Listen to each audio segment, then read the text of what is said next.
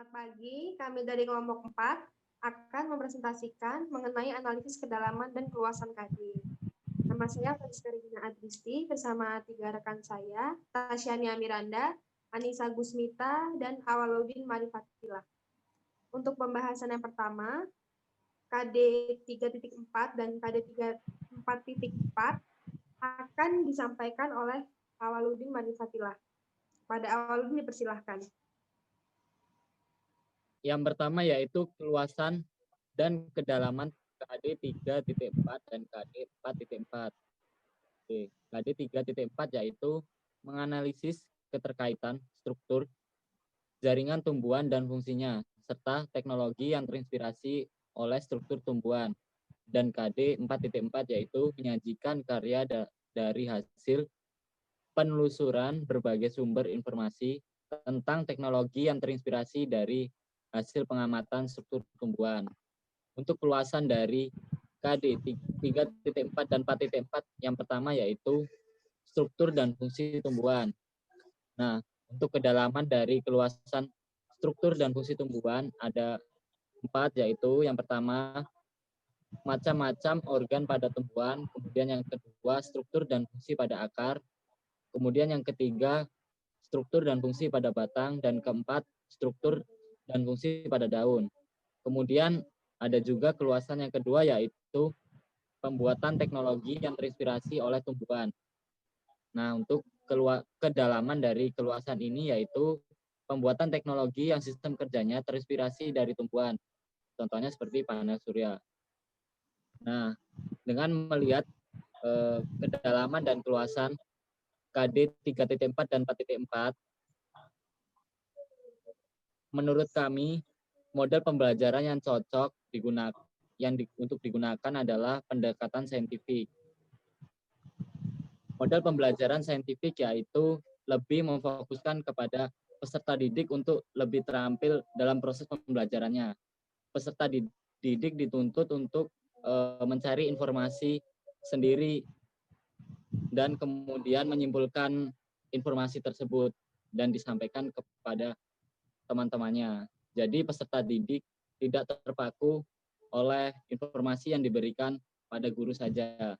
Nah, untuk sintak model pembelajaran saintifik ada beberapa langkah. Yang pertama yaitu mengamati. Mengamati ini guru akan memberikan alat belajar atau alat peraga belajar yang kemudian akan diamati oleh peserta didik. Dan peserta didik akan menuliskan informasi-informasi yang didapat dari mengamati hal tersebut. Kemudian yang kedua yaitu menanya. Pada tahap ini guru akan menanyakan informasi yang telah dikumpulkan oleh peserta didik. Kemudian yang ketiga yaitu eksplorasi atau mengumpulkan informasi. Nah, pada tahap ini peserta didik diharapkan untuk mencari lebih dalam informasi terkait dengan alat peraga tadi atau materi yang diberikan oleh guru. Kemudian yang keempat ada mengasosiasi. Mengasosiasi adalah mengumpulkan informasi-informasi yang telah dicari sebelumnya pada tahap eksplorasi dan didiskusikan dengan rekan timnya. Kemudian yang terakhir ada mengkomunikasikan, yaitu menyampaikan informasi yang telah didiskusikan dengan rekan timnya tadi. Nah, dengan melihat tahap-tahapan di atas, tujuan pembelajaran saintifik ada beberapa tujuan yang diharapkan atau yang diperoleh dari hasil pembelajaran tersebut. Yang pertama yaitu untuk meningkatkan kemampuan intelek peserta didik. Kemudian yang kedua adalah untuk membantu kemampuan peserta didik dalam memecahkan permasalahan secara sistematis. Yang ketiga adalah untuk membentuk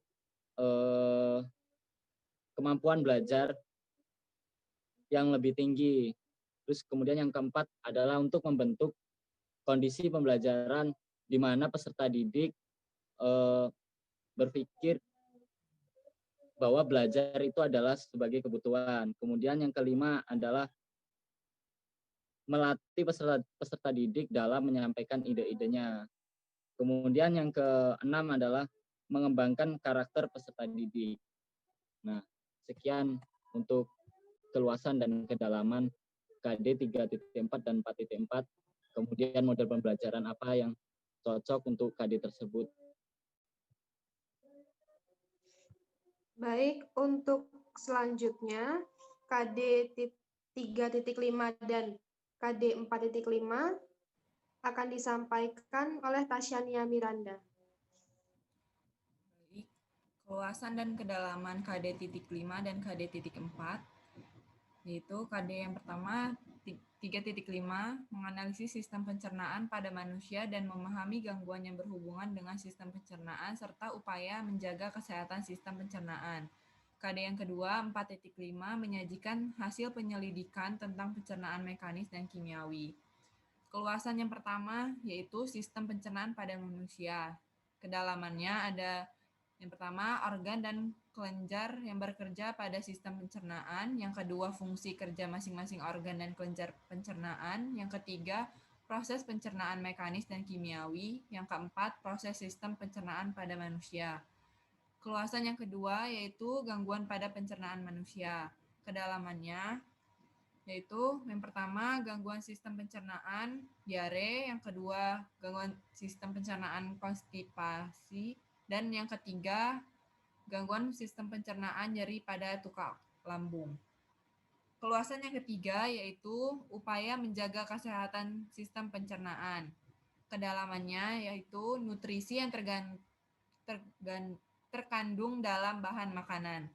Model yang dipakai pada KD 3.5 dan KD 4.5 ini yaitu discovery learning. Selanjutnya, sintak model discovery learning. Yang pertama yaitu stimulasi. Siswa diharapkan pada sesuatu yang menimbulkan kebingungan dan dirangsang untuk melakukan kegiatan penyelidikan guna menjawab kebingungan tersebut.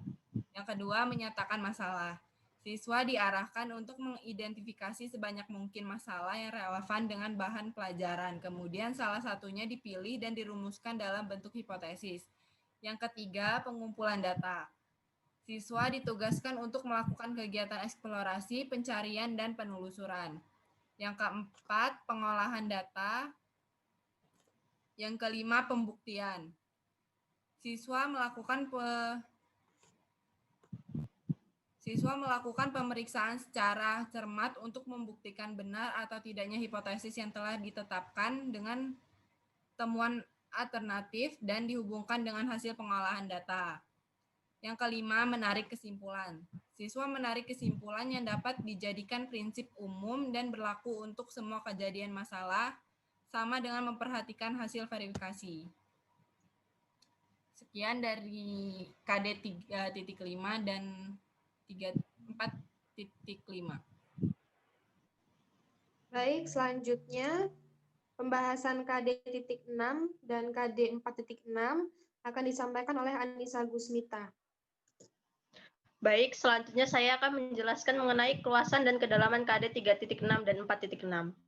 Yang pertama ialah KD 3.6, yaitu menjelaskan berbagai zat aditif dalam makanan dan minuman, zat adiktif, serta dampaknya terhadap kesehatan. KD 4.6 yaitu membuat karya tulis tentang dampak penyalahgunaan zat adiktif dan zat adiktif bagi kesehatan. Keluasan yang pertama ialah zat aditif dalam makanan dan minuman. Kedalaman dari materi tersebut, yang pertama ialah macam-macam zat aditif yang digunakan pada produk makanan dan minuman, nama-nama zat aditif yang terdapat pada produk makan dan minuman, serta klasifikasi bahan aditif. Yang kedua, zat adiktif. Kedalaman dari materi tersebut ialah, yang pertama, mengkelompokkan macam-macam zat adiktif, lalu memberikan contoh-contoh dari zat adiktif tersebut. Selanjutnya ialah keluasan dampak penggunaan zat adiktif. Kedalaman dari materi tersebut ialah membahas mengenai dampak yang ditimbulkan akibat sering mengkonsumsi zat aditif pada makanan dan minuman, seperti keracunan, kerusakan pada syaraf, ginjal, dan hati, catat kelahiran, gangguan gastroenteritis, anomali kaki, kelainan pertumbuhan, kemandulan, dan kematian. Yang keempat ialah membahas kedalaman mengenai dampak-dampak penyalahgunaan zat aditif. Yang pertama ialah dampak penggunaan narkotika, yang kedua adalah dampak penyalahgunaan psikotropika. Model yang digunakan pada KD ini ialah model problem based learning atau model pada pemecahan masalah. Sintak pada model ini ialah yang pertama ialah orientasi peserta didik kepada masalah. Jadi guru ini akan mengorientasikan permasalahan atau menyampaikan permasalahan. Lalu yang kedua mengorganisasikan peserta didik ialah guru ini memberi penjelasan mengenai apa yang harus dilakukan untuk menyelesaikan permasalahan tersebut. Fase yang ketiga ialah membimbing penyelidikan individu dan kelompok. Jadi guru ini membimbing siswanya untuk menyelesaikan penyelidikan dengan mengumpulkan data ataupun melakukan observasi. Fase keempat ialah mengembangkan dan menyajikan hasil karya.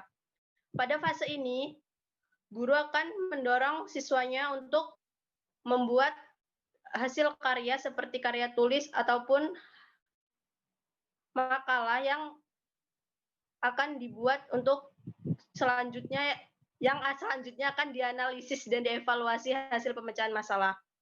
Nah, tujuan problem based learning ini itu tuh untuk membuat siswa menyelesaikan permasalahan secara ilmiah pada kehidupan sehari-hari dari siswa tersebut. Sekian penjelasan dari saya. Baik, terima kasih. Kesimpulan dari presentasi pada hari ini, yang pertama, berdasarkan keluasan dan kedalaman materi KD.4 dan 4.4, model yang digunakan adalah pendekatan saintifik. Yang kedua, berdasarkan keluasan dan kedalaman materi KD 3.5 dan 4.5, model yang digunakan adalah model discovery learning. Kesimpulan yang ketiga, berdasarkan keluasan dan kedalaman materi KD 3.6 dan 4.6, model yang digunakan adalah model problem based learning. Sekian yang dapat kami sampaikan. Mohon maaf atas kesalahan yang telah kami perbuat. Kami akhiri. Selamat pagi.